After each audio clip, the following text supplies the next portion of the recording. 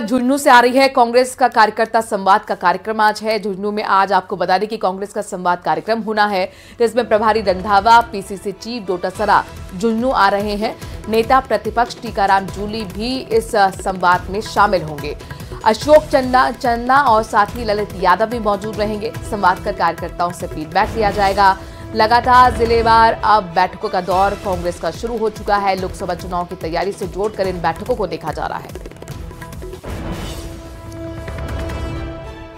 वहीं बीजेपी की भी अलवर में समन्वय बैठक का आयोजन हो रहा है। यह बैठक राजेंद्र सिंह राठौर की अध्यक्षता में हुई है। बैठक लोकसभा चुनाव को लेकर की गई। राजेंद्र राठौर ने कहा कि केंद्र और राज्य में डबल इंजन की सरकार होने से विकास तेजी से होने लगा है। देश निरंतर आगे बढ़ रहा है। बीजेपी महिला, किसान, गरीब और युवा वर्गों के साथ सर्वांगीण विकास के लिए डबल इंजन की काम रफ्तार से कर रही है। राजेंद्र राठौर ने कहा कि इस समय वो राजस्थान की विधानसभा से बाहर हैं, लेकिन राजस्थान की विधानसभा में उनके नाम की चर्चा होती रहती है।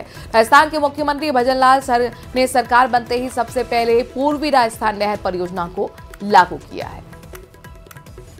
कार्यकर्ता कौन सा चुनाव लड़ेगा नहीं लड़ेगा, हम सब कार्यकर्ता है। कार्यकर्ता की भूमिका क्या रहेगी ये हमारे आलाकमान तय करता है। बाकी भारतीय जनता पार्टी के सभी बूथ पर इकाइयाँ तैयार है, हमारे पन्ना प्रमुख तक तैयार है।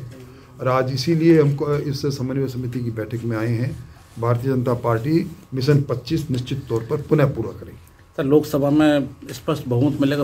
प्रधानमंत्री स्पष्ट बहुमत नहीं, अति स्पष्ट बहुमत, इस बार 400 पार।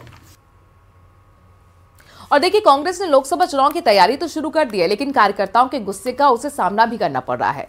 कार्यकर्ताओं ने इस बार बड़ी कड़वी बात बोली है। देखिए इस रिपोर्ट में।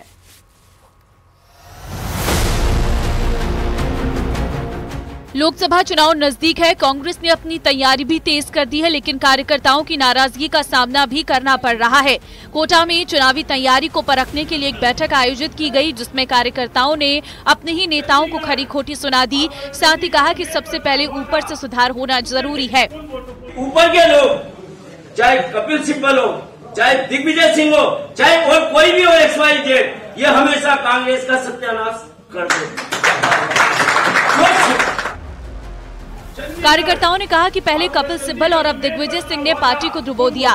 वहीं कार्यकर्ताओं के गुस्से को भांपते हुए पर्यवेक्षक प्रताप सिंह खाचरियावास ने सबको समझाया भी। साथ ही कार्यकर्ताओं को ये भी भरोसा दिया कि ऊपर से कोई भी प्रत्याशी नहीं थोपा जाएगा, लेकिन कार्यकर्ताओं से चुनावी तैयारी में जुटने का संदेश भी दिया। समझ में आ रहा कौन कहाँ घूम रहा है। कल तक जो कांग्रेस की रेवड़ियों की बात करते थे, कांग्रेस की योजनाओं की रेवड़ी जेब में डालकर घूम रही है बीजेपी। खुद ने कुछ नहीं किया। हालांकि इससे पहले भी कई बार कांग्रेस की फूट सामने आ चुकी है, जब कांग्रेसी नेताओं ने एक दूसरे पर गंभीर आरोप लगाए हैं। Bureau report, news 18 Rajasthan.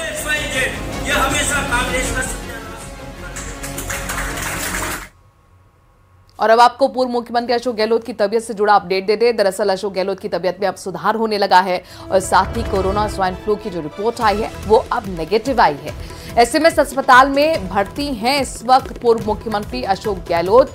उन्हें कोरोना और स्वाइन फ्लू हो गया था, लिहाजा उनका ट्रीटमेंट चल रहा था, लेकिन अपडेट ये है कि अब उनकी तबीयत में सुधार देखा जा रहा है। इसके साथ साथ कोरोना और स्वाइन फ्लू की रिपोर्ट भी नेगेटिव आई है। और सीकर से इस वक्त बड़ी खबर, चुनावी मोड में राजस्थान कांग्रेस नजर आ रही है। लोकसभा चुनाव को लेकर कांग्रेस की बैठक, पीसीसी चीफ डोटासरा, प्रभारी रंधावा इस बैठक में शामिल होंगे। बैठक में लोकसभा चुनाव की रणनीति पर मंथन किया जाएगा, कार्यकर्ताओं से फीडबैक लिया जाएगा। देखिए, लगातार अपने दर्शकों को हम बता रहे हैं कि मिशन 25 को लेकर यहां पर अब कांग्रेस भी एक्शन मोड में नजर आ गई है। एक तरफ बीजेपी दावा कर रही है कि हम 25 की 25 सीटें जीतेंगे, तो वहीं कांग्रेस भी इसमें लगातार परफॉर्मेंस को बेहतर करने के लिए बैठकें कर रही है। और आज की महत्वपूर्ण खबर की तरफ रुख करते हैं। आज मनेंद्र मोहन श्रीवास्तव हाईकोर्ट के मुख्य न्यायाधीश के रूप में शपथ लेंगे। उन्हें राज्यपाल कलराज मिश्र शपथ दिलाएंगे। हाईकोर्ट के नए सीजे MM श्रीवास्तव हैं और आज हाईकोर्ट के मुख्य न्यायाधीश का शपथ ग्रहण समारोह है। सीजे की शपथ आज मनेंद्र मोहन श्रीवास्तव लेंगे। राज्यपाल कलराज मिश्र उन्हें शपथ दिलाएंगे। 4 बजे राजभवन में ये शपथ ग्रहण समारोह। सांसद रहते हुए विधानसभा का चुनाव क्या हारे कि विरोधी अब लोकसभा का टिकट काटने पर आमादा है। जालौर सिरोही संसदीय सीट पर वर्तमान सांसद के खिलाफ उनके अपने ही बेगाने होकर मैदान में ताल ठोक रहे हैं। ये खास रिपोर्ट देखिए।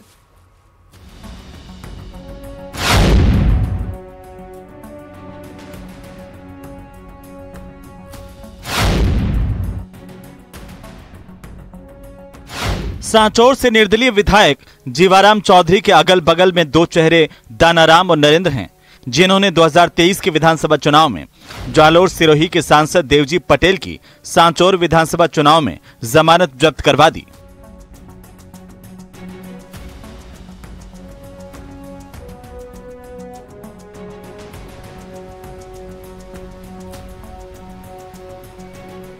जीवाराम चौधरी को जब बीजेपी से टिकट नहीं मिला तो दानाराम और नरेंद्र उनके रथ के सारथी बन गए और बीजेपी उम्मीदवार देवजी पटेल चारों खाने चित हो गए। सांसद महोदय की सांचौर में जमानत तक जब्त हो गई। देवजी पटेल के खाते में मुश्किल से 30,000 वोट आए, जबकि जीवाराम ने 95,000 से ज्यादा वोट हासिल कर मुकाबला एक तरफा बना दिया। देवजी पटेल तीसरे नंबर पर खिसक गए। अब उसी करारी हार का हवाला देते हुए जीवाराम, दानाराम और नरेंद्र में से किसी एक को लोकसभा चुनाव लड़वाने की पैरवी कर रहे हैं, तो 4 बार के विधायक पुराराम चौधरी भी दावेदारी में पीछे नहीं हैं। अपनी वरिष्ठता का हवाला देते हुए बीनमाल के पूर्व विधायक खुद को टिकट का प्रबल दावेदार बता रहे हैं, तो दानाराम चौधरी इलाके में अपनी सक्रियता और स्थानीय समीकरणों के भरोसे टिकट दिए जाने की मांग कर रहे हैं। पार्टी वाले स्टार्ट से ही टिकट दे रहे थे, ऐसी बात नहीं दे रहे। 2009 से मेरे को कह रहे लड़ो, मगर मैं नहीं लड़ा चुनाव, क्योंकि मैं लगा चुनाव लड़ना था। इस बार हार गया और पार्टी यदि टिकट देती है मैं चुनाव बनने। बड़ी बात है ना, 3 बार के कोई सांसद रहे हो और खुद के विधानसभा क्षेत्र, खुद का विधानसभा क्षेत्र,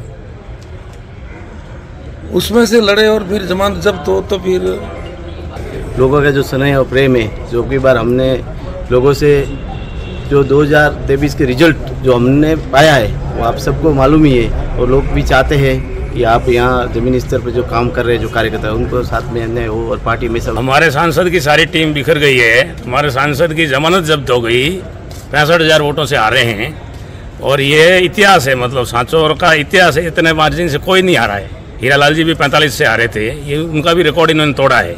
तो उनके पास कुछ बचा ही नहीं है, जनता का जनादेश उनके साथ है ही नहीं, तो टिकट उनको क्यों देंगे। सांचौर से निर्दलीय चुनाव जीतने के बाद जीवाराम चौधरी ने बीजेपी को समर्थन दे दिया।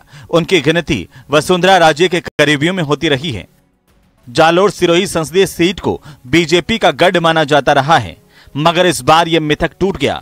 8 में से 3 विधानसभा सीटें कांग्रेस के खाते में गईं, तो 1 सीट पर निर्दलीय ने बाजी मारी। अब देवजी का टिकट कटाने के लिए उनके विरोधी जयपुर से लेकर दिल्ली तक हाथ पैर मार रहे हैं। राम मंदिर की प्राण प्रतिष्ठा के बाद लोकसभा चुनाव में बीजेपी का टिकट जीत की गारंटी समझी जा रही है, इसीलिए दावेदारों की तादाद बढ़ती जा रही है। बीजेपी नेताओं का दावा है कि पार्टी इस बार सभी 25 सीटें जीतकर हैट्रिक बनाएगी। राजस्थान फिर इतिहास रचेगा। ये चुनाव आने के बाद ही पता लगेगा कि 2 बार से 25 की 25 सीटें भारतीय जनता पार्टी राजस्थान में जीत रही है, और इस बार भी ये लक्ष्य है। एक नजर पिछले 5 चुनाव में जालौर सिरोही सीट के नतीजों पर। 1999 में सरदार बूटा सिंह कांग्रेस से जीते, तो 2004 में बी सुशीला ने बाजी मारी। 2009 में देवजी पटेल भारतीय जनता पार्टी की टिकट पर चुनाव जीते, तो 2014 में देवजी पटेल एक बार फिर से जीते। वहीं 2019 में बीजेपी के प्रत्याशी के तौर पर देवजी पटेल तीसरी बार विजयी हुए। बहरहाल बीजेपी के सत्ता में आने से निर्दलियों का झुकाव बीजेपी की ओर है और जनता में मोदी लहर का जादू। ऐसे में जिन कद्दावर नेताओं को हार का मुंह देखना पड़ा, उनके लिए टिकट की राहें आसान नहीं रह गई हैं। पर बीजेपी टिकट बंटवारे में तमाम पहलुओं पर गौर करती है और सभी पैरामीटर्स पर खरे उतरने वालों की झोली में टिकट आती है। ऐसे में वर्तमान सांसद के लिए टिकट बचाने की चुनौती बड़ी है। वो कैसे पार पाएंगे, ये तो वक्त ही बताएगा।